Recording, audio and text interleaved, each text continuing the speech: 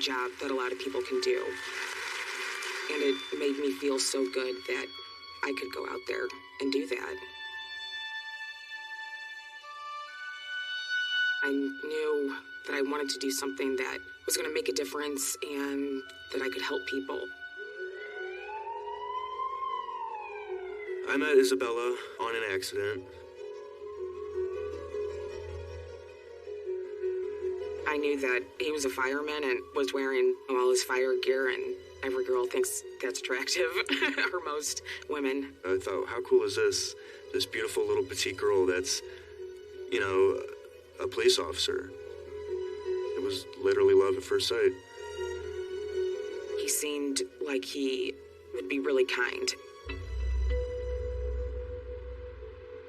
In October of 2009, Nick and I were taking an EMT class together. I said, why don't you come over to my grandmother's house? We can have dinner, and after dinner we can study together. I really felt comfortable in that house. There was just a really warm feeling. I'm sure the people that lived there, Nick's family, had a lot to do with why I felt that way. Isabella and I finished studying around 12:30. Nick always walked me outside to watch me get in the car, make sure I was safe. I walked her out to the car, and she put away her gun and her bulletproof vest. I went back to give Nick a hug goodbye. It was only a matter of a minute before I heard tires squealing. I remember her eyes getting really big, and I see the fear in her eyes. And I turn, and right as I'm turning, there's two black males walking really fast at us with their guns drawn. One of them said, "Give me whatever you got." And I said, "I don't have anything. I can't give them my car keys because I have a gun in the car." And right away they point towards my grandmother's house.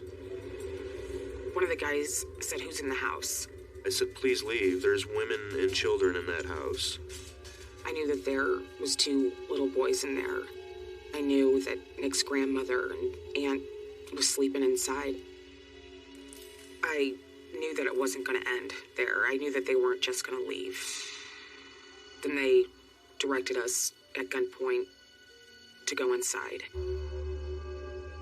Right when we get into the house, they became very angry. It was, "Put your head on the ground. I'll kill you." They're gonna kill us all.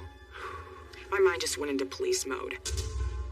What am I gonna do to keep everybody in this house safe and get them out?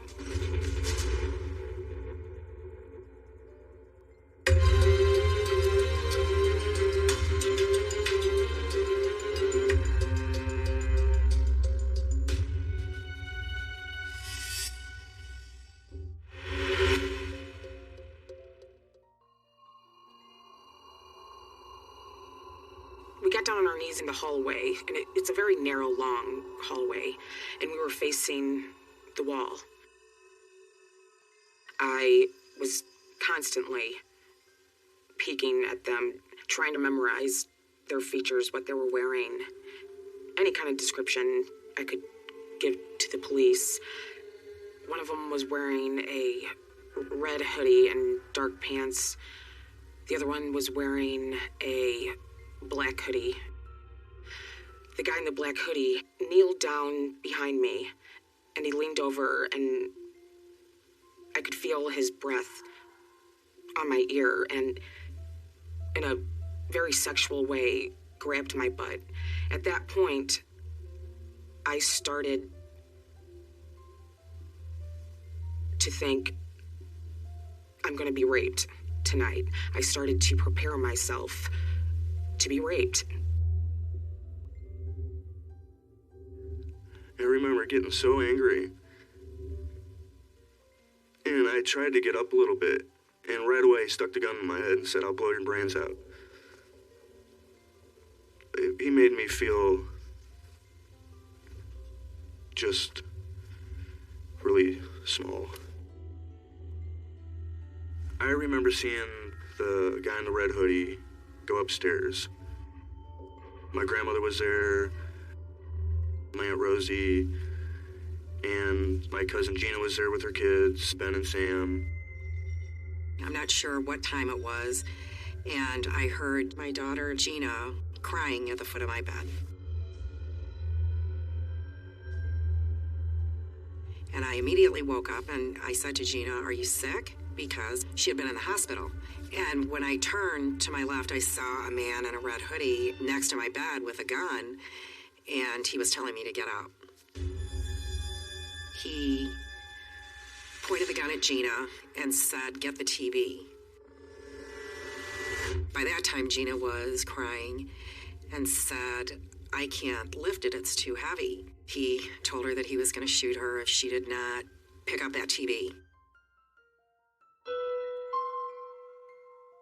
Gina was diagnosed at 19 with stomach cancer. From being sick when she was younger, she had a chronic illness, and so a couple times a year she would end up in the hospital overnight.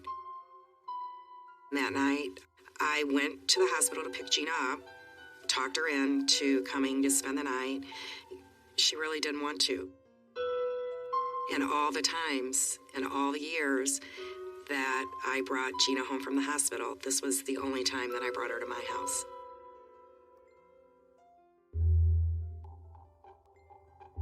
I saw Gina carrying this large, older television down the stairs, and the guy in the red hoodie had the gun pointed to her back, following her down.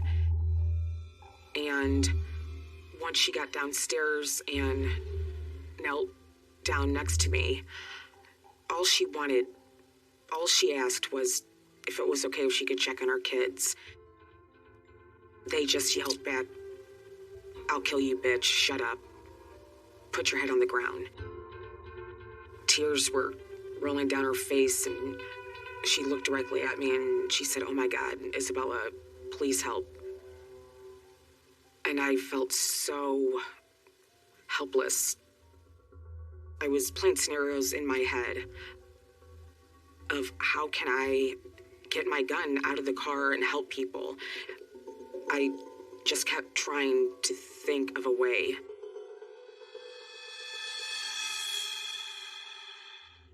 Rose and Ida were brought downstairs.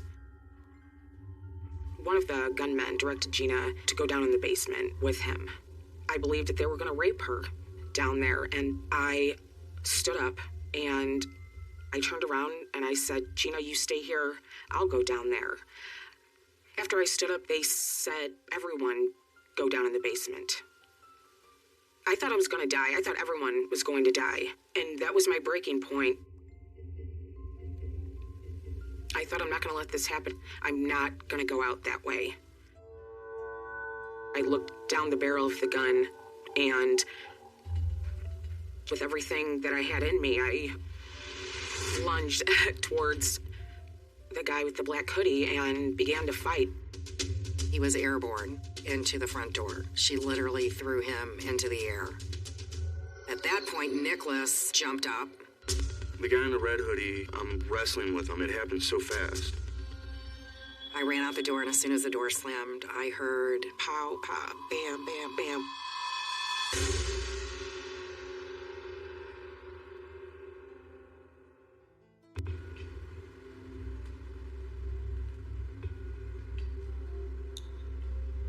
I remember hearing a bunch of gunfire. Pop, pop, pop. I thought, should I go back in there? I gotta try and get help. I have to try to get the police here. I did not know who had survived or who had died. I started just running up to random doors, screaming and pounding on the doors, begging for somebody to open the door. Nobody would open their door. I just kept running. I'd run down one set of steps and run up another set. Please let me in. I turn, and all I see is Isabella down on the floor in a fetal position. And the guy in the black hoodie is standing right over her, just shooting her, and shooting her. I looked down, and I saw blood on my t-shirt, and at that point I realized that I had been shot in the chest. Then I feel an explosion from my neck, and then right after that I can feel warm blood just dripping down the whole front of my chest. Then they were gone. They must have ran out of the house. I remember people screaming, "Where's the cell phone? We don't have a cell phone." Nobody could find the cell phone to call 911. Ida was screaming, "Where's Rose? They took Rose." I couldn't find Rosie, and I panicked. I don't know where my daughter is. They must have taken her. Where's Rose? Where's Rose? Finally, I ran to the end of the street, and there was a light on. And I saw a woman in there, and I was begging and screaming for her to open the door and let me in. But she wouldn't let me in. I remember Isabella crawling towards me, saying, Nick, I can't breathe." I said, Bella, everything's gonna be okay. Just stay with me. Keep your eyes open and keep breathing." And I said, "Hold on 1 second," because I saw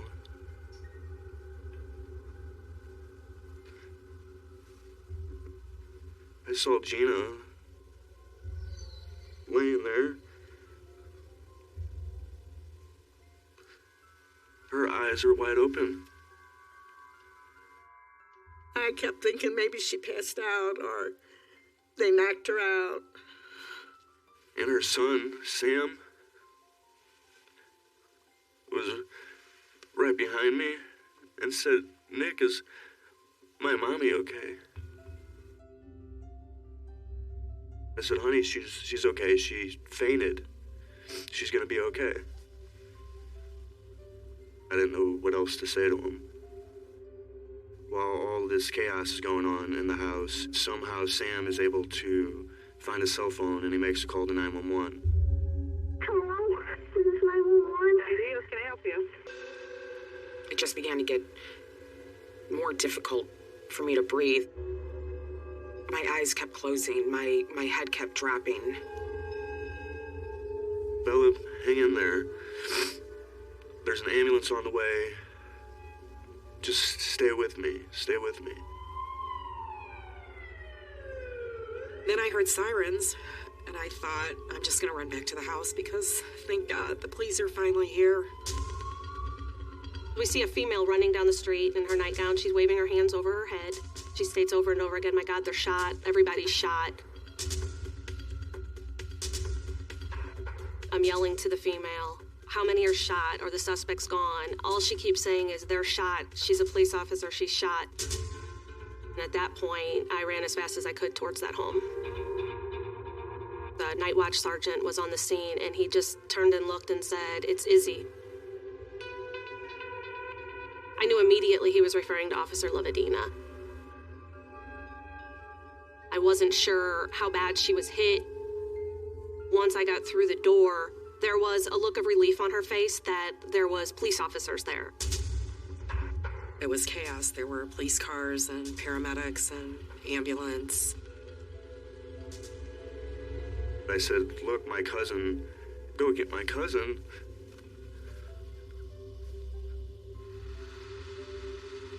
I just remember bringing Isabella out on a gurney, bringing Nick out.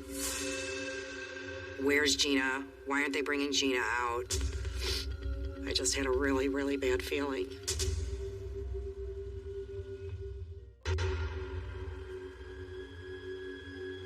I hate bullies. I always hated bullies. And criminals are bullies. My pager went off. The text message on the pager was that a police officer had been shot. I knew I had to get to the scene right away. And I knew that responsibility was going to fall heavily on me to make sure that everything got done properly. And as I'm walking up, I'm seeing officers walking away from the scene. Some are crying. And all have that, stunned look on their face because a police officer just got shot. I felt a lot of pressure to not make any mistakes. I immediately assigned 2 detectives to process the crime scene. I needed to assign detectives to take care of, there's 2 small kids. I need to make sure that they get with somebody that's going to comfort them. These little kids that were there, they're defenseless. Gina Stalas was defenseless.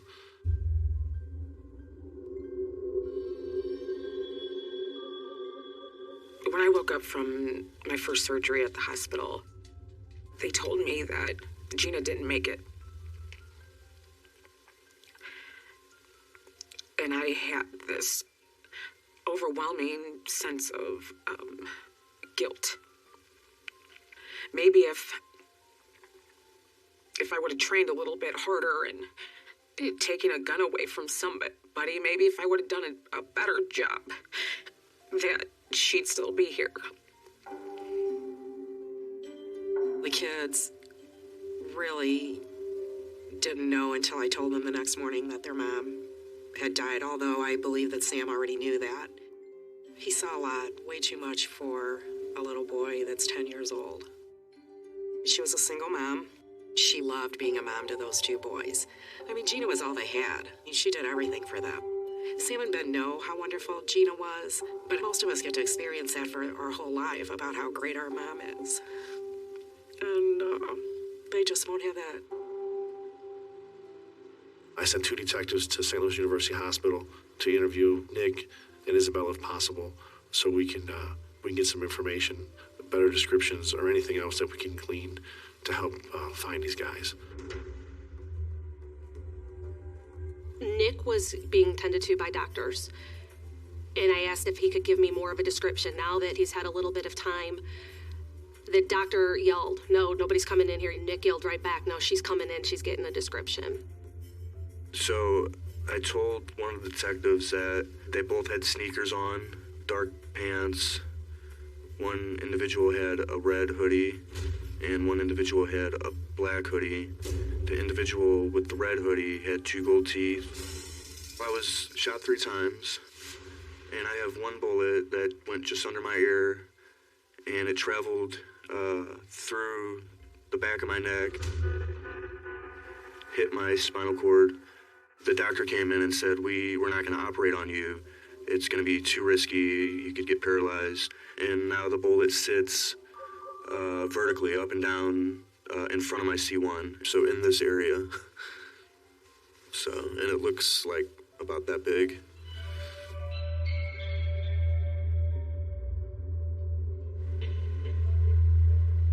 A short time after the robbery at 902 Hickory, a man goes into the ER at Barnes Hospital here in St. Louis. He's there because he's been shot in his hand. He tells the people in the ER that he's a victim himself, and he tells them he was shot during a botched robbery, basically. The police were notified that there's a gunshot victim at Barnes Hospital ER. A very smart and astute X-ray tech takes note of several things while she is treating him. She notices that he has gold teeth. And he starts talking to her, and he asks her to take away his red hooded sweatshirt because it's covered in blood. The X-ray technician told the police officer what she observed. She told him that she just felt something was not right. I got information that there was a potential suspect that was being admitted to Barnes with an injury to his hand, and that he fit the description of one of the people involved in this crime. When they walk out the front doors of the ER, police officers see the man in the red hooded sweatshirt's car parked out front. And standing right next to the car is another man.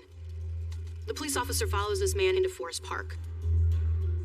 And he sees him throw an object to the ground. And he feels that this man is involved, and he does a search of this man, and he finds jewelry belonging to Ida Rask. And he's put under arrest.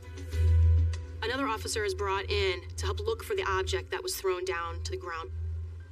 And as they search that area in Forest Park where that man walked, they find the black gun. After the man in the park is arrested, he tells the police his name, and it is determined that he was the man in the black hooded sweatshirt, and his name is Mario Coleman. The man inside the hospital was the man wearing the red hooded sweatshirt, and his name is Ladale Nathan. Getting people convicted in court somebody has to stand up and say, that's the one who did it. I saw him do it.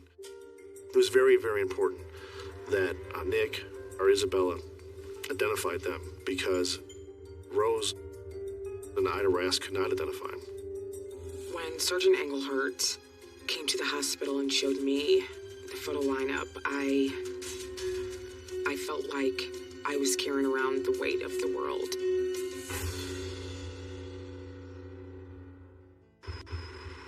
Last minute, I decided that I am going to get up there and say something to him.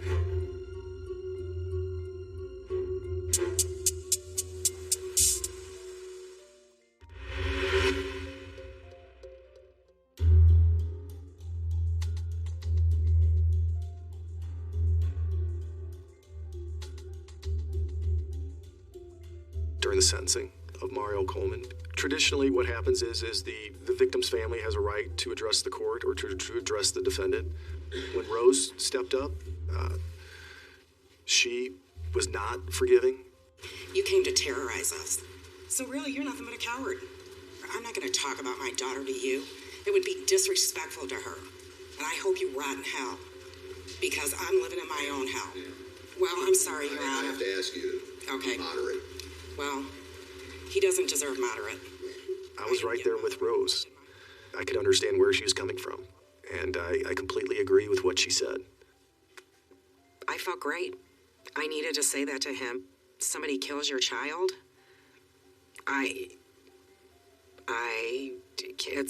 It's an indescribable pain. Miss Slobodina? You can just stay right here. Take your time. Okay.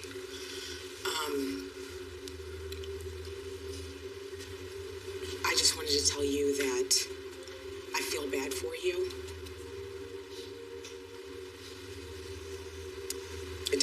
It doesn't bring any joy to me to know that you're going to a really horrible place for the rest of your life. Like, that doesn't make me feel any better. I also wanted to tell you that what you did do for me that night after taking Gina's life, after completely turning everybody else's life upside down, you gave me a whole new family that I didn't have before. I've gained so much.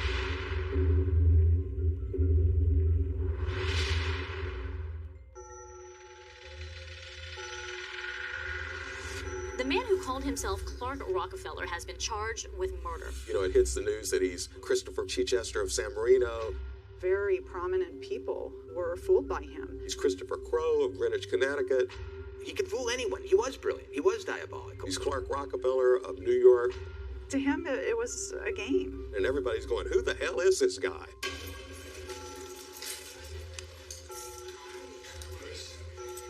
Because we always start this way with an interview. Could you introduce yourself saying, I am? No. Everybody knows who I am. Well, who are you? I don't think everybody does know who you are. No. Why is that so hard for you to say your name? Because so many persons know me under different names. I don't want to make anyone uncomfortable. When a Rockefeller appeared in my life and wanted to be my friend, it was, well, look at me now. You know, this isn't a story that makes me look that great. I'm Walter Kern. I was a friend of Clark Rockefeller's, or the guy who called himself Clark Rockefeller. An Amber Alert has been issued for a girl abducted in Boston. One day I turn on the news. There's Clark Rockefeller's picture. There is still no sign of Clark Rockefeller and his 7-year-old daughter, Ray. Rockefeller abducted his daughter during a supervised visit in... And I thought, oh boy, he finally snapped. We do not know who this man is. He's not Clark Rockefeller. A few days later, the Rockefeller family came out and said, he's not one of us. There is no record of any Clark Rockefeller as a descendant of John D. Rockefeller. I was like, what? The mystery man, who took on that very famous last name, is now in police custody. Tell me who you are. I'm sick of this bull.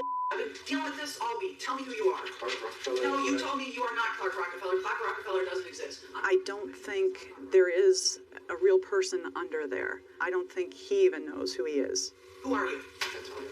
Why? Because you've done something that somebody's looking for you for, right? Drip, drip, drip. The details came out as to who he really was. Los Angeles homicide detectives identify this man as Christian Gerhardsreiter from Bergen, Germany. When he was busted for kidnapping his daughter, that blew the lid off of a 30-year con. All these other identities come to light. It turns out he's wanted for questioning in this homicide case. John Soas and his wife Linda vanished in 1985. Linda was never seen again. Years later, the bones of John Soas were discovered in the backyard of the house where John and Linda had lived with a mysterious boarder named Christopher Chichester, who later became Clark Rockefeller.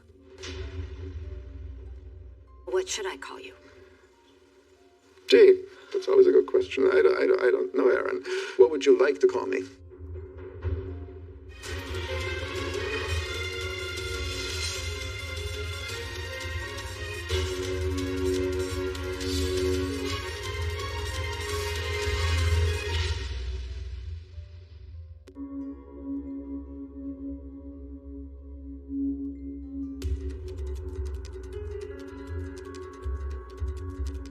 I'd never been to a murder trial before.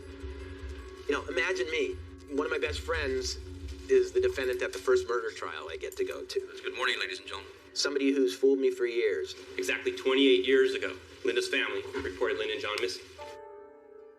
I'm a journalist and a novelist, so you'd think that I was the kind of guy who would see through someone like him. The fact was I never did. He was very secretive. But now, witness after witness was coming up and giving evidence about what was really going on. And that the person I knew was actually hiding from a murder the whole time. And that a lot of what I thought were his eccentricities, his concerns about privacy, his concerns about security, all of these things suddenly took on a whole new meaning. America has long been the land of opportunity, and in 1982, there were few places more inviting than San Marino, California, an opulent suburb of Los Angeles that felt like a small town. It was a sort of an Andy Hardy existence. Like a wealthy Mayberry? Well, that could be. And the perfect setting for English royalty. You knew him by what name? Christopher Chichester the 13th. The 13th Baronet of England, yes. The 21-year-old baronet had a posh accent and old-world charm and made sure that he was properly introduced. He was at Church of Our Savior a lot. Well, it's the oldest church in the area. And the most prestigious, the perfect place to charm his way into San Marino high society. And he was passing out hymnals, going to the free lunches, and joining the city club and meeting all the regulars. Vanity Fair reporter, 48 Hours consultant, and author of The Man in the Rockefeller Suit, Mark Seal. He was handing out business cards that said 13th Baronet of Chichester, and it had the crest, and he would hand out a business card and kiss the ladies' hands. And pretty soon he's a member of the community. So much so that he started making elaborate plans for the city, none of it setting off any alarms among the trusting folk. I remember Chris coming over and saying, I can get a chapel. We have a chapel on our property in Europe, and I'll have it sent over. And did you believe Chichester him? Cathedral, no less. Right, but did you believe him And at the time? I thought, fabulous. That will look so perfect right here. Police say that you are a con artist, a con man. Now, What who do you did I call con? yourself? Who did I con? If not a con artist, what would you call yourself? Steve Bordrowski is an absolute literary genius. He came up with the word confabulator. Confabulations, harmless inventions of fun that don't really hurt anyone. So you don't believe you hurt anyone? I don't think so. It was through friends at church that Chris Chichester reportedly met wealthy divorcee Ruth Soas, better known as Dee Dee. Dee Dee had a small guest house in the backyard of her San Marino home. Legally, she wasn't allowed to rent it out, but the 65-year-old had been running out of money. So when she let Chichester move in, it had to be their secret, something that suited her new tenant just fine. No one ever knew what house he lived in. He told me he was living on the second house from the corner on Lorraine and West. He told me he lived on the corner. But all the while, he lived here in this guest house, where authorities believe he turned from con man to killer. John Soas, Dee Dee's adopted son, and Linda, his soon-to-be bride, were low on money. They moved into Dee Dee's house. Christopher Chichester is living in the back in the guest house. John is a computer nerd, Star Trek fanatic. Linda's 6 feet tall and strawberry blonde artist who loved horses and painted fanciful unicorns. While the young con man was living in their backyard, John and Linda got married and made plans to move out on their own. For more than 2 years, Dee Dee, John, Linda, and Chichester seemed to have coexisted without a peep. Did she ever express any concern about the tenant? Nothing. Linda's best friend, Sue Kaufman. But your memory is that she thought he was creepy. Yeah, or just kind of like, just unsavory, like she didn't want anything to do with him. Tell me about John and Linda. How well did you know them? I didn't. Well, I mean, I knew them sort of, but not well, really. you were living in that guest house for almost 2 years while they were living with John's mother. Yeah, they didn't talk to me. At all? Not really, no. It was early February 1985 when something very strange happened. John and Linda Soas disappeared. At first, no one was really worried. Just days before they vanished, Linda told several people that she and John were going off on a secret government mission to New York. Did Linda tell you what government agency was hiring her husband? She just said the government and it's top secret and I can't tell you anymore. At any point, did Linda seem worried about this trip to New York or about this job that her husband was offered? She didn't say how he got offered the job? No, that's what's, in hindsight, it's like, why didn't I ask more questions? But I didn't know she was going to disappear. The real story wouldn't come out until 28 years later, when the state of California put Chris Chichester, also known as Clark Rockefeller, on trial for the murder of John Soas. The prosecutor believes he also killed John's wife, Linda. Ladies and gentlemen, the evidence will show you that John and Linda Soas are dead. I don't think it was murder he was interested in. It was getting away with murder. He was a fan of Hitchcock and film noir. He was steeped in the literature and the cinema of murder. The power to kill can be just as satisfying as the power to create. And a lot of these movies he saw have a plot in which somebody who thinks they're very smart commits the perfect crime. And it makes fools of everybody else because they get to go forth with a secret that no one else will know. Aaron, don't put any words in my mouth. And efforts to get to that secret are met with resistance. Judy, we gotta stop this. I mean, the police... Whenever I got a little too close, he tried to get 48 Hours producer Judy Ryback to stop me. You gotta stop that, Aaron. It's too adversarial, Aaron. Judy, let's discuss that. And even tried to walk out. Unfortunately, Aaron, we gotta stop it.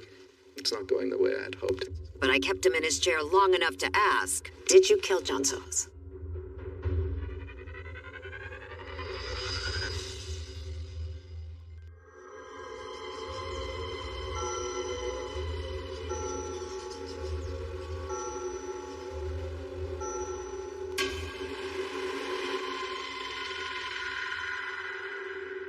Who's Christopher Crow? That's the name I used to go with. Is that the real you? I don't know. I don't think so.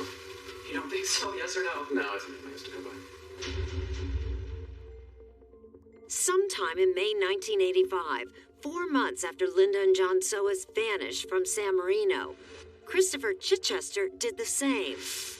About a month after that, 3,000 miles away in Greenwich, Connecticut, Christopher Crow appeared. Once again in church. He gravitates to the most exclusive Episcopal church there, Christ Church, and he's passing out hymnals and meeting the locals. Author Mark Seal. He was very smart to launch his lives at churches because, people at churches tend to believe. He meets the minister's son. Chris Bishop is an aspiring filmmaker, and they became friends. 27 years later at the trial, Chris Bishop took the stand to describe the man he knew as Chris Crow. What project was he working on when you met him? According to Chris, he was the executive producer of the new Alfred Hitchcock Presents series. In the 1980s, the classic series from the 50s was remade. And sure enough, there was a Christopher Crow in the credits. Of course, it wasn't this Chris Crow, but no one seemed to question the 24-year-old story. He had studied up on whatever he was trying to do, enough to get away with it.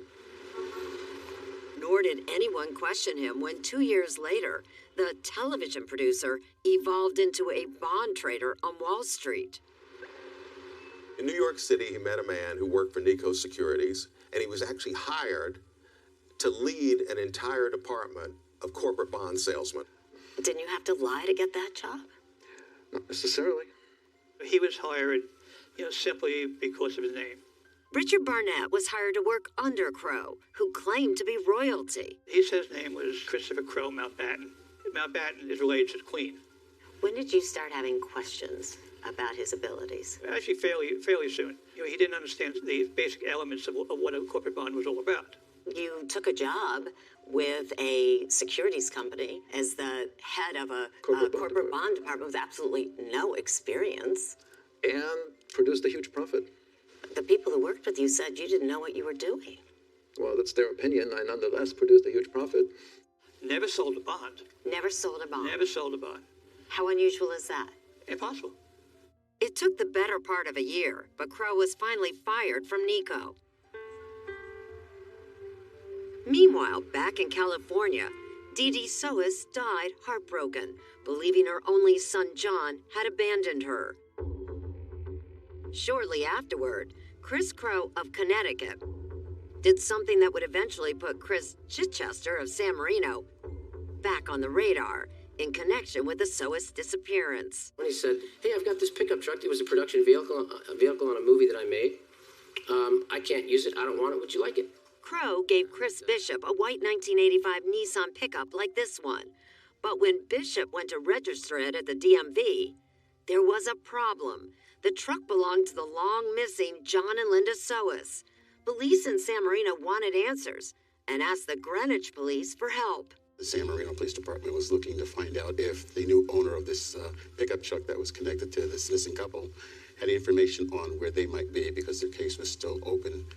Lieutenant Dan Allen was a detective in Greenwich back in 1988. Within days, Allen discovered that Chris Crow was also Chris Chichester and was no longer in Greenwich. He had moved to New York City. Crow had talked his way into another job at a large brokerage house and was living with a girlfriend, Mahoko Manabe, who hoped to marry him. When Detective Allen called the number he had for Crow, it was Manabe who answered. He said that he was detective with the Greenwich Police. And that's what she said. He's not here. So you leave him a message, and she said she would. But over the next few days, with his girlfriend's help, Crow kept dodging Allen. If you had nothing to do with the death of John Solis, why wouldn't you talk to Detective Allen? Because Detective Allen never contacted me. He contacted Mahoko. He never gave her a reason for the contact, did he? But you knew what they were there for. No. Oh, you had no idea. How would I know? But here's what Mahoko Manabe said at trial. He told me that next time he called, that, he wasn't there and that I didn't know where he was. He had told her, I wasn't a police officer. I wasn't a detective. I was a hitman out to kill him. And she believed that? And she believed that. Now that Crow knew that the police were onto him, it was time, once again, to disappear, leaving Allen at a dead end. Did you ever meet him face to face? No. Did you ever talk to him on the phone? No. Fairly soon after Detective Allen's call, we moved to another apartment. He grew a beard. I helped color his hair. He never came out of the building at the same time. He always walked down different sides of the street. Whose idea was it to do all this? It was his idea. Crow laid low for about 3 years. And in that time, a Rockefeller was born. According to Mahoko Manabe, they went out to a restaurant and he couldn't get a reservation. And so he just said, Rockefeller. My name's Clark Rockefeller. Suddenly a table appeared. The name worked its magic and would work its magic from that point forward.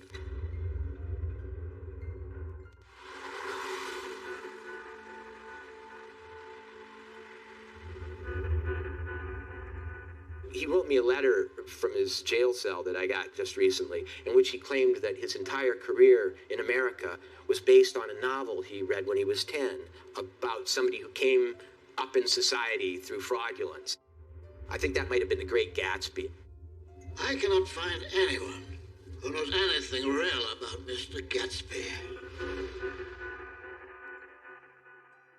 When you were growing up, did you get most of your ideas about America from watching movies and reading books? Books. Books? Mm-hmm. I'm a big reader. You once mentioned The Great Gatsby. Mm-hmm. Yeah, that's one of them. Just sit right back and you'll hear a tale. And of course, there was television. One program in particular. Gilligan's Island's one of my favorite television shows. Why? Because it's actually a religious show, and the characters represent the 7 deadly sins. Gilligan is sloth, The skipper is anger, the professor is pride, Marianne is envy, and Ginger is lust. The millionaire's wife is gluttony, and the millionaire is greed.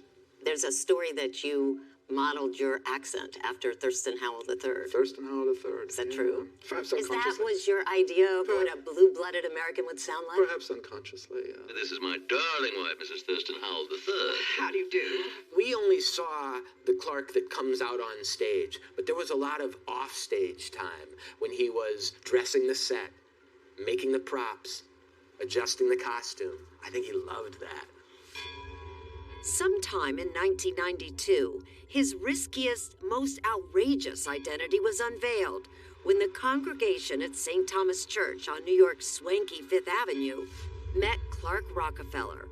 He would carry around a security device that he said was connected to the Rockefeller offices because he was very paranoid about security and being kidnapped, which is pretty gutsy because that church has real Rockefellers. It was through friends at church that Clark Rockefeller met a bright young Harvard Business School student named Sandra Boss while playing a game that, coincidentally, involved fake identities and murder. Are you talking about the board game Clue? The board game Clue. Who did you go as? I was Miss Scarlet. Okay. Was the defendant in character? Yes. Who was he? He was Professor Plum. Boss and Rockefeller quickly became an item and later moved in together. She says she simply accepted his odd and eccentric behavior. He refused to set foot on the soil of Connecticut because it was an evil state and that was where his parents had died. So even if we had to drive between Boston and New York, he would not actually allow stops in the state of Connecticut. What about to use the restroom? That was not done. One waited. While a Rockefeller courted his soon-to-be wife in New York, back in San Marino, the mystery of John Soos's disappearance was about to take a sharp turn. The owners of Dee Soos's house at 1920 Lorraine decided to put in a swimming pool. And during the excavation of the pool, the bulldozer operator struck something hard.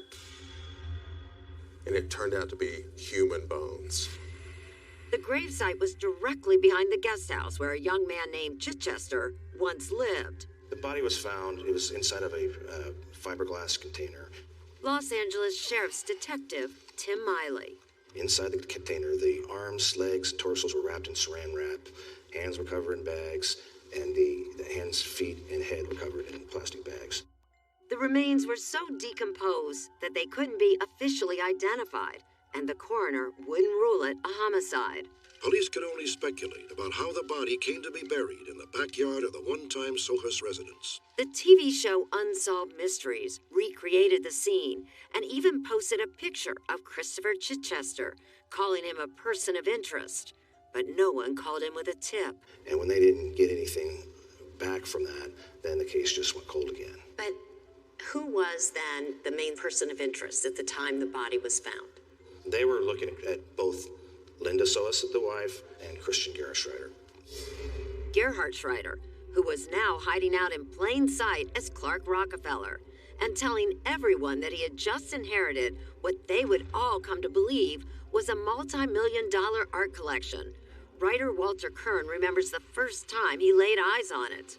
Standing unframed against the walls are what must have been $50-60 million worth of Mark Rothko's, Jackson Pollock's abstract expressionist masterpieces. That artwork was one reason that Kern never doubted Rockefeller, until years later when the whole world would learn that the art was expertly forged. You wouldn't guess that the man is fake, the art is fake, the name is fake, everything, you know. Shortly after the art appeared, Sandra Boss married her Rockefeller. Who supported your family financially after you got married? I did. Who controlled the finances? The defendant. Kern met the couple in 1998 when the marriage was already in trouble. I remember sitting there thinking, this is a sad marriage. They don't love each other. It didn't seem like a happy place. But they stayed together and even had a daughter. In 2001, Ray Storo Rockefeller was born. But 5 years later, Sandra Boss filed for divorce. And when things got contentious, her husband's con finally unraveled. I found out in August of 2007 that he was not Clark Rockefeller. She hires a detective, and he goes, "We can find absolutely nothing on this individual. We don't know who he is." It was like he had materialized out of thin air.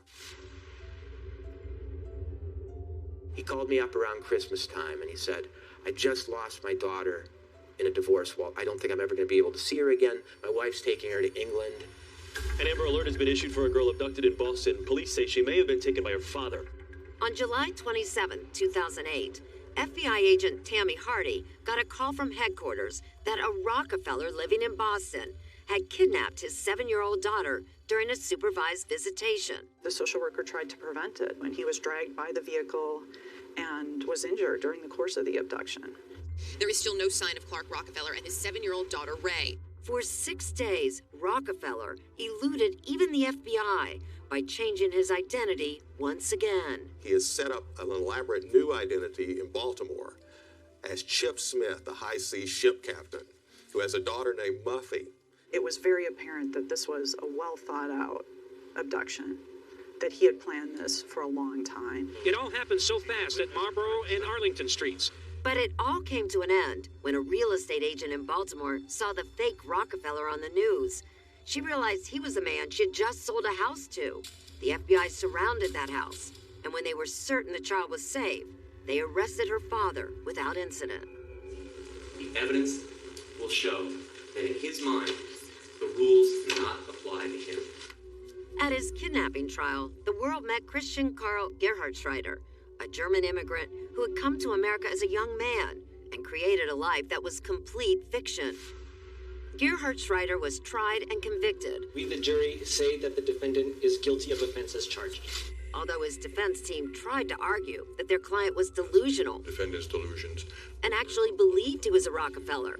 But that's not the man federal agent Tammy Hardy met the night he was arrested. Did it ever open up doors for you? Oh, galactic, are you kidding? Everywhere. He knew. I'm not a Rockefeller. I'm not Christopher Crowe. I'm not Count Mountbatten or whoever that was.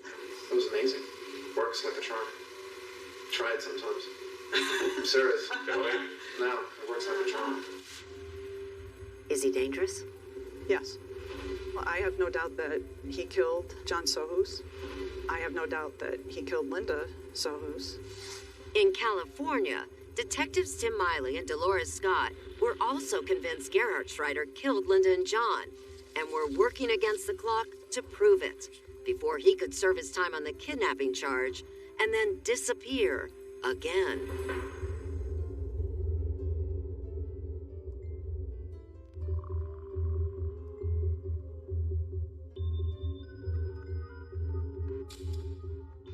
Unmasked at last, Christian Gerhardschreider now has a new identity. Inmate number 2800458. Which persona did you like the most? Who did you like being the most? Clark Rockefeller? No. Let's not get into that again. Aaron. Well, because we're talking about how you would put on these personas, that it was fun. Let's go back to the trial testimony. That's why we're here. Gerhardschreider, a.k.a. Clark Rockefeller, was serving a 4 to 5 year sentence for kidnapping his daughter when he was suddenly on the move again, hauled from a Massachusetts prison to a California jail, where he would now face charges for the murder of John Sohus. L.A. County Sheriff Detectives Tim Miley and Dolores Scott led the cold case investigation. Did you know what you were getting into when you first started this investigation? No, we had no idea how bad it was, how difficult it was going to get. It took 4 years. 4 years of our lives, right? Yeah. The detectives had to determine exactly how John Sohus died. The problem was, all they had to work with was the victim's skull, and it was in pieces and had to be reconstructed by a special lab in Hawaii. This is where the facial bones would be, but we'll never know. That's when forensic pathologist Dr. Frank Sheridan was finally able to determine how John Sohus had died. He had been viciously bludgeoned. How do you know that? How can you tell? Partly it's based on looking at the edges of the fractures, the dark appearance. Dark edges, says Dr. Sheridan, mean the fractures occurred at the time of death and not when the body was unearthed. The decomposing scalp blood can sink down into the fracture lines, and that's one of the indicators that these fractures occurred shortly before death. How many times do you think John Sohus was hit here? In this area here, I believe at least twice. It takes a fairly fair amount of force to cause this kind of injury. But now, how to prove the killer was Gerhard Schreider. Soas was buried just feet from the guest house where Gerhard Schreider once lived, and his body wrapped in plastic bookstore bags traced to colleges that Gerhard Schreider had attended. Yet no DNA, no fingerprints belonging to the defendant were found. But you have to understand that obviously the bags and the body have been underground for 9 years, and dirt just decomposes everything. Right, but you've got a jury that might say reasonable doubt. All we can do is put on the best case we can. In an LA courtroom in March of 2013, Christian Gerhard Schreider went on trial for the murder of John Soas. We are on the record of the matter of People versus Gerhard Schreider. Did you kill John Soas? No. Did you kill Linda Soas? No, absolutely not. She's around somewhere. You believe she's still alive? Absolutely. Gerhard Schreider's defense is that Linda Soas is the one who killed her husband and is alive and hiding from authorities. The proof? These postcards in Linda's handwriting that were sent to her family and friends from Europe after she disappeared. But to Walter Kern, this was classic Gerhard Schreider. The postcards were such an ingenious move. You know what I mean? Your common murderer doesn't try to cover a crime that way.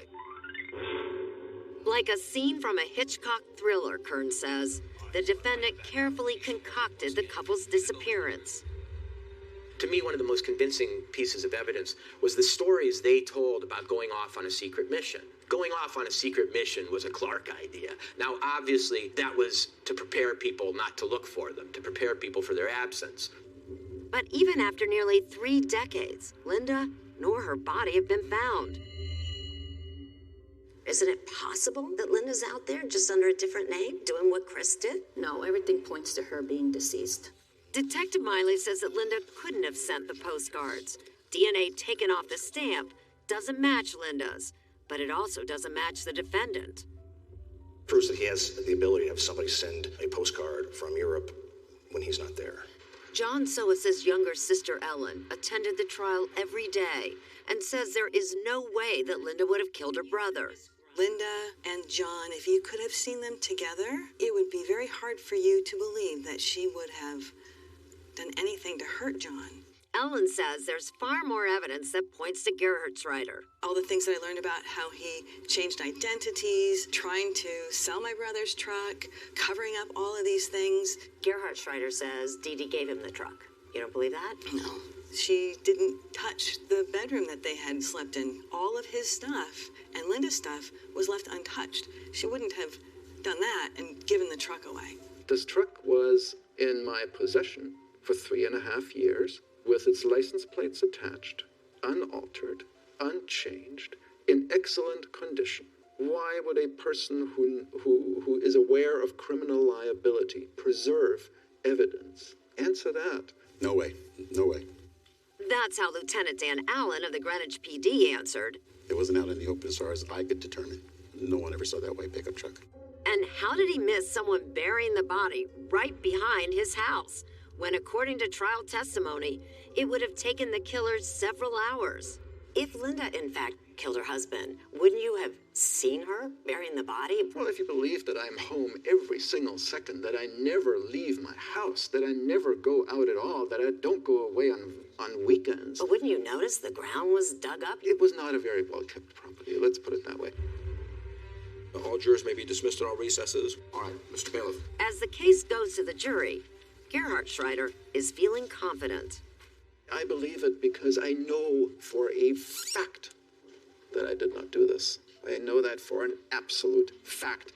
Sitting in that courtroom, waves of anger would come over me. No, Your Honor. Every minute I was sitting there, I was going, please, jury, find him guilty. He did it. He did it.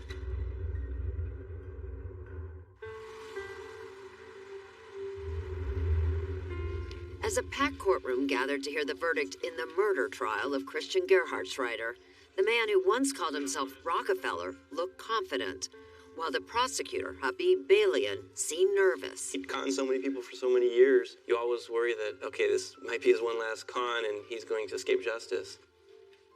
Walter Kern, who recently wrote Blood Will Out about his former friend, attended the trial for the New Yorker magazine.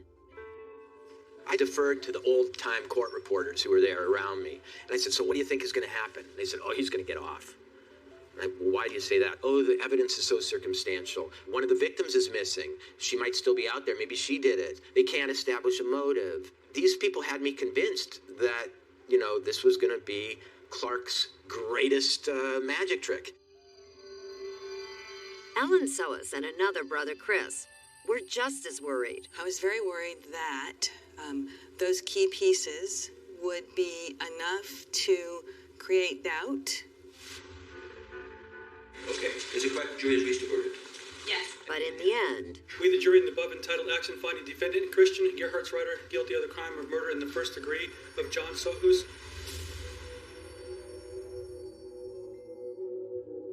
I started to cry because we finally got justice.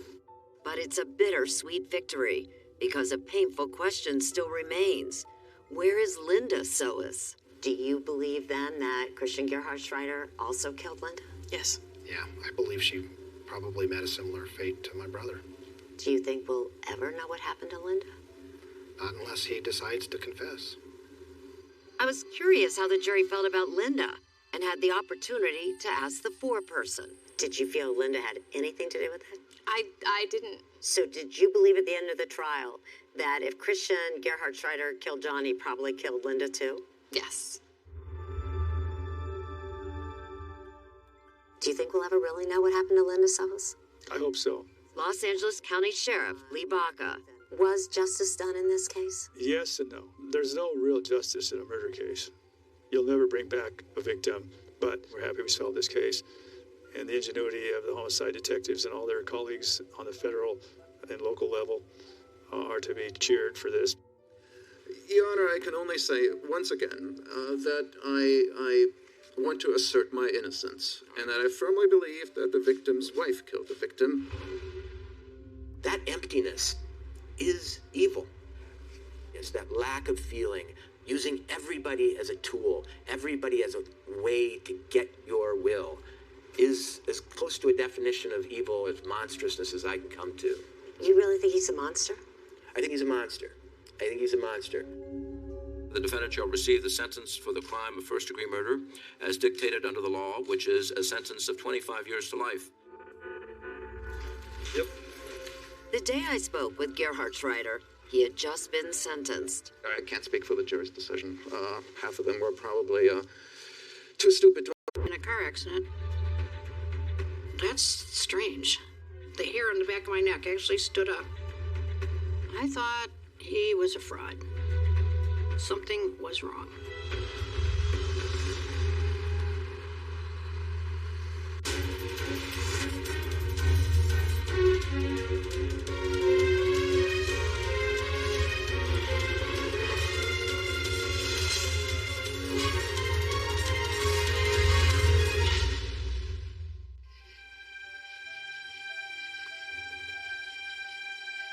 It was a horrible, shocking, traumatic thing to have somebody not only shoot themselves, but shoot themselves in a church.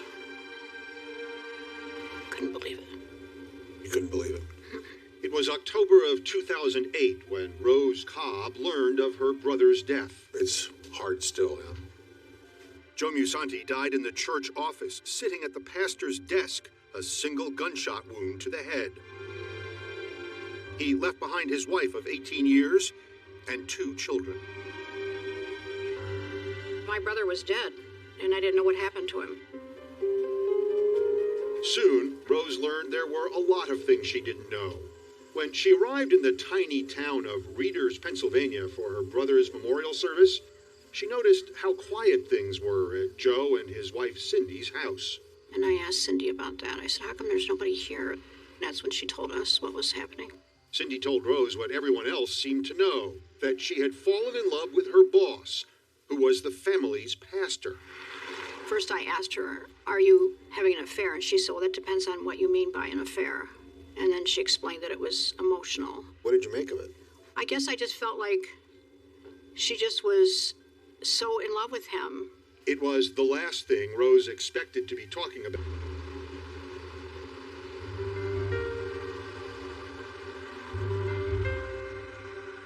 Joe Joe discovered that his wife and Mr. Shermer were having an affair. And how convenient that Joe is now gone. To the Pennsylvania State Police, Joe Musanti's death looked like a suicide. But Detective Jim Wagner wanted another look at the evidence. It seemed to hold up. There was no bloodstains out of place. There was glass fragments found in the bottom of his shoes, which are consistent with him breaking the glass, entering and stepping in the glass. And it turned out Pastor A.B. Shermer and Musanti's wife, Cindy, the two people who might have had a motive to kill Joe, had airtight alibis. A.B. was an hour away and his alibi checked out, and Cindy also had an alibi and she was with the children. Wagner agreed with the state police. Joe Musanti's death really was a suicide. They said that he killed himself, and I just accepted that he did. There was no longer any question about how her brother died. But Rose had a lot of questions about the other deaths that surrounded Pastor Shermer. I thought it was strange that a man loses two wives in a relatively short period of time. It certainly needed to be investigated thoroughly. So Detective Wagner turned his investigation to the death of Shermer's second wife, Betty, who died about 3 months before Joe's suicide. How was Betty's death classified? It was classified as an accident due to a motor vehicle collision, and the coroner determined that no autopsy would be necessary, and Betty Shermer's body was cremated the very next day. Case closed. Correct. It all began early on the morning of July 15th, 2008. Shermer said he had to rush his wife Betty to the hospital with jaw pain. Mr. Shermer told the responding officers that he was traveling 50 to 55 miles an hour when a deer jumped out in the roadway, and he went swerving through the roadway, lost control, and struck the guardrail. Where was the car, sort of here? Right, the car was sitting here with its front end up against this guardrail. Stan Dickerson was driving home when he spotted Pastor Shermer's PT Cruiser alongside the guardrail, and he stopped to help. I said, "Are you okay? What's going on? What happened?" He said, "Yeah." He said, I'm fine, but I don't think my wife is." The odd thing was his attitude. He turns on the light. There's a lot of blood in the car. She's obviously hurt. She's seemingly unconscious. And it was odd. He seemed indifferent. Did you ask him if he had called 911? Yes. That was one of the first things I had asked him. And he just said, "No, I haven't." So Stan called. 911, what is your emergency? Somebody hit a guardrail. There's a woman here. She's hurt. There's two people in the car, but the guy seems okay. Ambulances arrived within minutes, and Betty Shermer was rushed to Lehigh Valley Hospital. What was your first thought when you heard? No way. Horrible. Julie and Amy are the daughters of Shermer and his first wife, Jewel. Betty was their stepmother. I could tell he was crying, and he just said, "Amy, I don't know what to do." I remember it was hard to hear, "I don't know what to do." Shermer described Betty as his best friend. They married in 2001, about 2 years after Jewel died. It was just a relief to know that he had someone he could talk to and, and share with and hang out with. I heard pastor, so I was happy for her. Sandy and Tina are Betty's sisters. The pastor, the nice guy, everything, he just seemed like he was perfect for her. When they got word of the accident, they rushed to their sister's side. I was just in shock over what Bets looked like. Betty had a wound to the left side of her head and 2 gashes on the right side. It was unbelievably sad. The doctors said Betty's injuries were so grave that she would never recover. She was taken off life support the next day. He came out to the room where we had to wait, and he just opened the doors and said, "Bets has passed.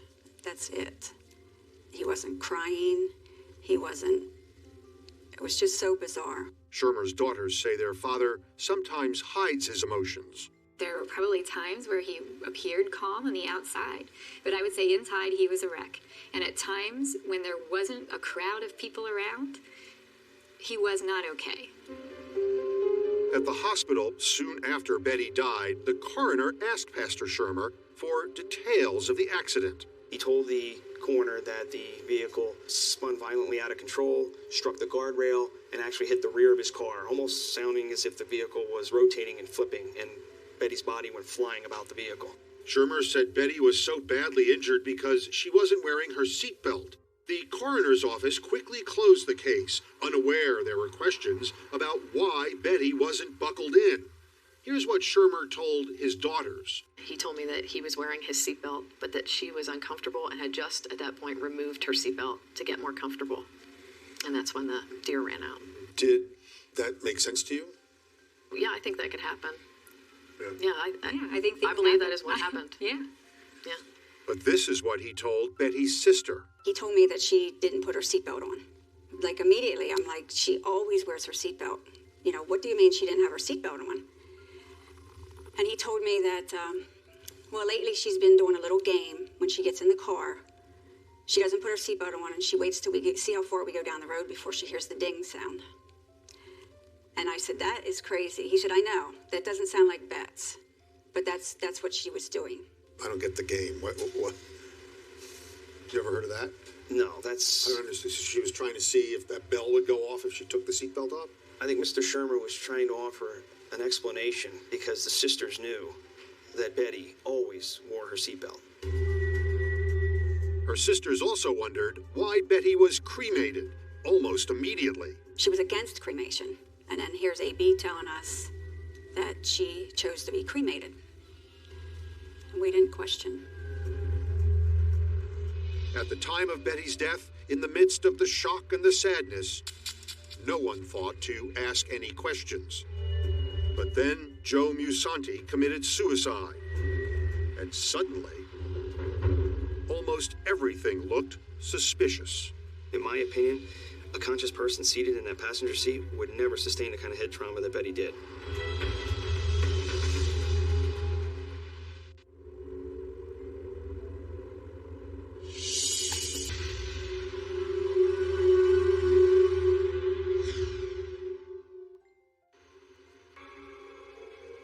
When Samantha contacted our office, she was fearful for her mother.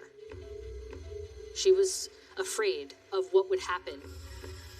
Detective Wendy Surfass of the Monroe County, Pennsylvania DA's office was as worried as Samantha.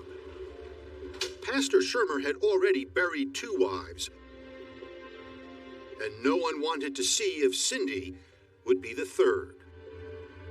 I don't think she was safe at all. I think it was a matter of time before whatever his trigger was would surface in their relationship too. It had been 2 years since Betty Shermer died after the car crash. This case was a long time building because there were so many gaps in time that we had to fill. But the police decided they now had to act quickly. And so, in September 2010, just a few weeks after he proposed to Cindy, the former pastor was arrested and charged with murdering wife number 2, Betty. Who would suspect a minister of doing such awful things? The minister was locked up, but the case was not. Betty Shermer had been cremated without an autopsy, so investigators asked Dr. Wayne Ross, who performed Jules' autopsy in 1999, to look at Betty's medical records from the car crash. My most obvious thought was she had died of traumatic brain injury, and it was a homicide. How could we ultimately figure this out? Dr. Ross used Betty's CAT scans to make these 3D renderings of her wounds. He says the most startling thing about Betty's injuries is that they looked just like Jules. These tears are what we refer to as linear tears, which means they look like lines. And you'll notice that they're on the right side of the head, just like Jules Shermer. Deja vu all over again. Here we are. Dr. Ross does not believe in coincidences. Let's use common sense. How likely is it to have 2 women married to the same guy, 2 lacerations to the right side of the head, both dying of traumatic brain injuries, both under suspicious circumstances? How likely is that? Well, you tell me how likely that is. I think it's extremely unlikely. A few months after Shermer's arrest for Betty's murder, Dr. Ross went with investigators to the parsonage, where Shermer's first wife, Jewel, was fatally injured. They wanted to test Shermer's story that Jewel fell down the stairs. We videotaped the whole thing. So they pushed crash test dummies down the stairs over and over again. We put chalk all over the head to help us analyze where the head strikes occur. Dr. Ross says Jewel's injuries were not caused by a fall down the stairs. What do you think happened to her? Well, I believe that she was beaten. it's my conclusion she was beaten with an object, such as a pipe or maybe crowbar or something along those lines. Because this simply wasn't scientific. It was silly. Brandon Reich is Shermer's attorney. Really, these were bad tests. This was junk science. When you look at anthropomorphic test dummies being pushed downstairs, they were not designed for this purpose. There are no scientific studies. There's no peer-reviewed articles. There's nothing really that accepts this. Well, but doesn't it make sort of common sense that, if you wouldn't push a person down the stairs to find out how she would be injured? I mean, why not? Well, you wouldn't push just a log down the stairs to find out how a person was injured either. All the test dummies showed in this case was that somebody who fell down those stairs could have hit their head multiple times. That's what happened. Somebody fell down the stairs, hit their head multiple times. Still, after those tests were completed, Jules' death certificate was officially changed. The manner of death, which was undetermined, was now homicide. Jules' daughters, Amy and Julie, got the news that police now believed their father had murdered their mother. A detective came to my front door to give me the news personally. He said, your mom's death has been ruled a homicide. We know she didn't die from falling down the stairs and she didn't have a heart attack. Here's my card. And left. Well, I think I said thank you and probably closed the door. Well, when you closed the door, what was your first thought? I was angry. I'm still angry. You can tell. I'm angry. Because again, I don't believe that. I don't believe that he can know she didn't fall down the steps and that her injuries are from that. I have to ask you, what about the medical examiner who said that both your mother and Betty had remarkably similar wounds to I actually don't believe him. You don't believe him? I don't believe what he's saying is truthful. One man is saying that. But he's the medical examiner. I'm sorry, I don't believe what he has said. I just don't. I read something where it said that my mom had 12 blows to her head. And I do not believe that to be true. But it is true, at least according to the autopsy. Dr. Ross says he found 14 areas of impact to Jules' head. And in September 2012, A.B. Shermer, already in custody for Betty's murder, was indicted for murdering wife number 1, Jewel. The prosecutors and the police have asked repeatedly, what are the chances 2 women married to the same guy would die in similar fashion? Is this a coincidence? It's a coincidence. People die, coincidences happen, accidents happen, they happen every day. Shermer would be tried for killing Betty first, and prosecutor Mike Mancuso knew this would be a tough case. There's a lot of unknowns out there with the case because it was circumstantial, entirely circumstantial. So as a prosecutor building a case like that, you're not exactly sure that all the little pieces of evidence you need are going to be admissible in court. And there's one big chunk of evidence Mancuso wants to present: the circumstances of Jules' death. Shermer's attorney is fighting to keep all of that out. It's not fair. It's not meant to get before the jury. It wasn't anything that was proved. It still is yet to be proven. Even the allegations have nothing to do with this case. Oh, that's hogwash. No, it's relevant as proof of motive, identity, and in this case, most importantly, a lack of accident. It should be admissible because the trial is a search for the truth, after all. And the judge agrees. The jury will hear about Jules' death, and now the fallen pastor will place his hand on the Bible one more time. This time to swear to tell the truth, the whole truth, and nothing but the truth.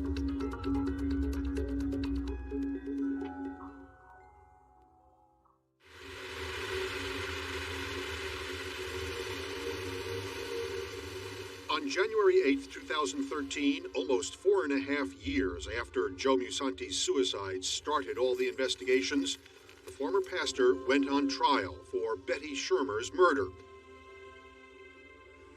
And prosecutor Mike Mancuso was ready to present all his evidence against the man he has called the sinister minister. In this case, there was such a pattern of deception with Reverend Shermer. His whole life was based on deceit, pretense. Wolf in sheep's clothing, or basically a wolf in shepherd's clothing is more apt. Joe's sister, Rose. Well, I think that he finds vulnerable people and he grooms them for himself, and he gets pleasure out of this. You're not describing a pastor, you're describing a predator. Right. You think that's what he is? I know that's what he is. Even defense attorney Brandon Reich concedes that his client was far from the perfect pastor. Are you concerned about a conviction? He's innocent. He hasn't been the best person. He's not a murderer. Nobody ever says how much he loved his wives, but he did. And he does. You said he does. You used the present tense. He still does? I'm sure he still loves them.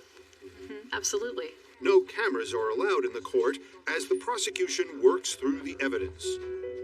The blood trail in the garage, the saturated blood on the car seat, and coins that somehow remained neatly stacked on the car's console after what was supposed to be a violent crash to avoid that deer. You'd think in a 45 to 55 mile an hour crash, the change would have went all over the car, or, it wouldn't just kind of pop out and lay in the place where it had originally been. And Detective Wendy Surfass found Shermer's choice of where to store his wife's remains peculiar. We learned that the Reverend Shermer had chosen the urn for Betty, and he chose one with a deer on it. It was A deer mountain on it? scene, yes. And one of the things I found odd was he remarked, "Oh, look, a deer. Isn't that funny?" But Samantha Musanti is the emotional centerpiece of the prosecution's case, with her moving testimony about how she discovered the affair between her mother and her pastor. I stared at him for most of my testimony. Testifying actually felt empowering, to be able to look him in the eye after so many years, what he did to my family. It was amazing, her composure. I've rarely seen a witness who you can't take your eyes off of. Then, in a surprise move, A.B. Shermer takes the stand in his own defense. The first thing I saw was that he actually moved his chair and positioned it to face the jury. Only professional witnesses do that, but he did that. He did well. He's always been consistent. This is what happened. Is he going to show emotions? Is he going to break down? Is he going to cry? He didn't. He portrayed this as the most outrageous crash. That there was swerving and Betty was flailing about the car. And Do you think the jury was believing him? no, Mr. Shermer, do you believe the jury believes you? I think he was one of our best witnesses. The defendant was one of your best witnesses. I think so. The jury deliberates for just 90 minutes. The Shermer family nervous right now? Everybody's nervous. I'm nervous. Did you look at them? I think I watched them come in. Unhappy juries usually mean guilty. And how did they look? They looked unhappy. Reich read them right. A.B. Shermer, a pastor in the past, is a convict now, found guilty of murder for killing his second wife, Betty. The first word that came to mind was yes. Guilty of murder in the first degree. That carries a mandatory life in prison without the possibility of parole. I hope he suffers, and I hope he is in pain and rots in there. I expected to be so happy, but it was really, really difficult. At the end of the day, it doesn't bring back my dad, and it doesn't bring back Betty. She was the absolute sweetest person ever. She never said anything bad about anybody. How close do you think A.B. Shermer came to getting away with murder? Very, very close. If not for Rose Cobb, she put this case into a little ball and showed us from the very start what kind of person A.B. Shermer was. And what pushed Rose to push the police to bring Shermer to justice? She believes it was the memory of her brother. I just felt like I'm only doing what he couldn't do for himself. You're only doing what he couldn't do himself. That's what made you call the police and stay on them. I wouldn't have done it ordinarily. I couldn't do that. But Shermer's daughters have never lost their faith in their father's innocence, not even after his conviction. I cried. I was frozen. I didn't know what to do. I just sat there. I cried. I couldn't believe it. And Sam's mother, Cindy, who has clearly borne the stress of the trial, continues to see the disgraced pastor. They never married, but she has embraced his children and grandchildren as her own. Cindy's a very giving person. Spends a lot of time with all of our kids, and just my daughter calls her Mimi now, and very close relationship. But Cindy's bond with her own daughter is broken. What about your mother? What's your relationship like with her now? I don't have a relationship with her. I can't really say that she's my mother. She's not the woman that raised me. I wish she could see AB for who he really is.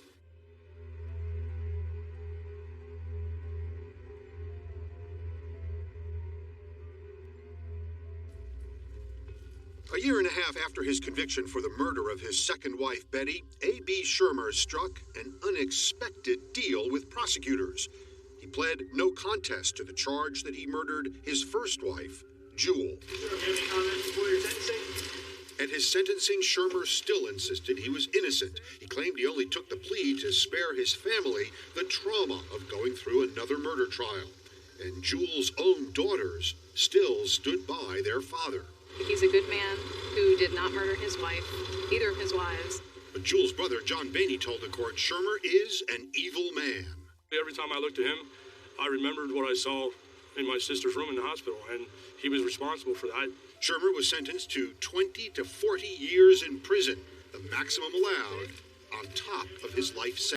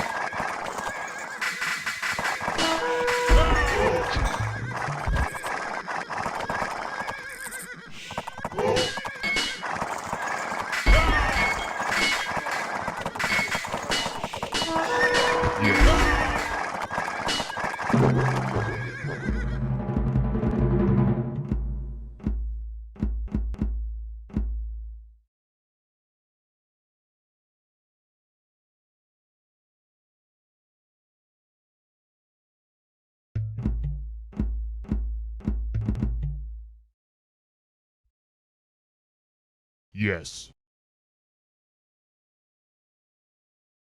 Yes. Yes. No. No. Holmes. Rogan. Alamos.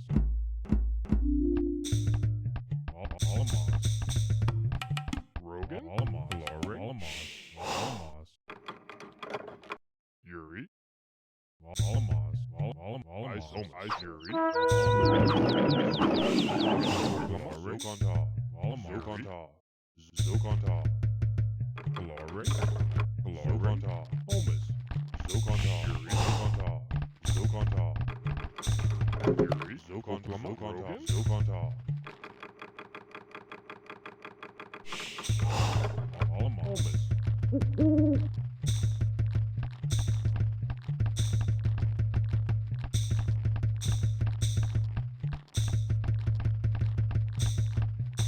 Donna. Alamos. Alamos. Yuri. Alamos. Rogan. Rogan. Alamos. Alamos. Alamos. Isa. Alamos. Alamos. Alamos. Yuri. Solare. Alamos. Yuri. Holmes. Alamos.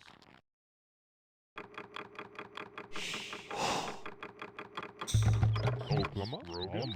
Alamos. Oklahoma. Alamos. Holmes. Holmes. Donna. Yuri. Donna. Oklahoma. Donna. Alamos. Donna. Oklahoma. Donna. Oklahoma. Rogan. Donna. Oklahoma. Oklahoma. Yuri. Alamos. Holmes. Donna. Rogan. Oklahoma. Alamos. Yuri. Donna. Isa. Rogan. Rogan.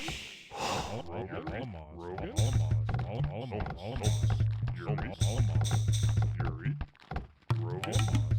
Oklahoma. Rogan. Alamos. Laurie. Donna. Isa. Yuri. Oklahoma. Dice. Rogan. Donna. Rogan. Laurie. Yuri. Yuri. Donna. Rogan. Donna. Holmes. Laurie. Yuri. Donna. Rogan. Donna. Donna. Rogan.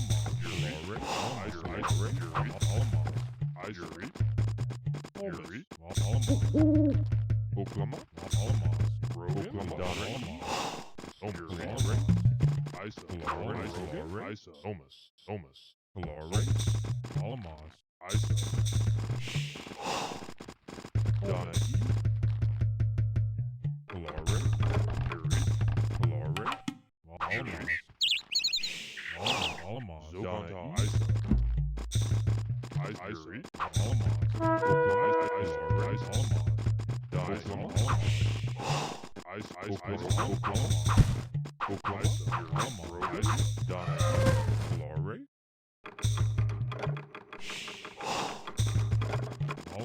Oklahoma. Oklahoma. Yuri. Donna. Oklahoma. Laurie. Oklahoma. Rogan. Zokonta. Donna. Zokonta. Alamos. Donna. Oklahoma. Rogan. Oklahoma. Yuri. Oklahoma. Oklahoma. Oklahoma. Donna. Oklahoma. Donna. Donna. Isa. Donna.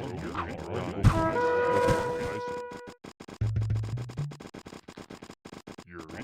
Zokonta.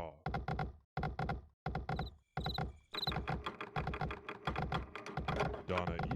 Yuri. Holmes.